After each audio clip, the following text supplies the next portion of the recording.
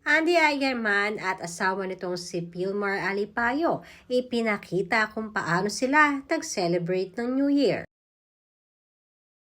Isang simpleng celebration nga lang ang naganap sa tahanan ni na Andy Eigenman at asawa nitong si Pilmar Alipayo.